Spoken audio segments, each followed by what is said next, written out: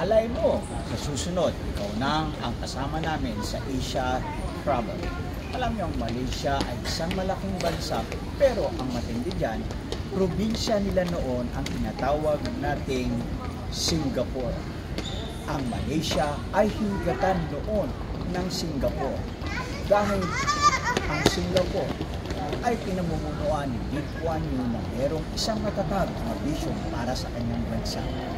At kung hindi nila lahat halos ng kanyang kinakain mula tubig ay galing sa ibang bansa.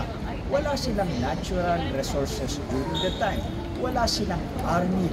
Marami silang problema. At ang communist insurgency during the time na minawakan ni Lee Kuan Yew, ang Singapore ay matindi. Pero ngayon, iba naman ang istorya. Ang Malaysia ay kinilala dahil sa dalawang tower, ang Petronas Tower.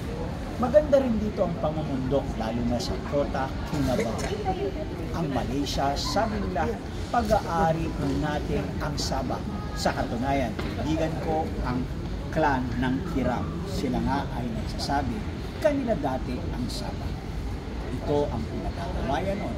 Pero nung panahon ni Aquino, tinanggal nila sa mapa ang Sabah na sakop ng Pilipinas. Malaysia. Makasaysayan ng istorya ng Malaysia at Pilipinas. Ito ang aking all analysis.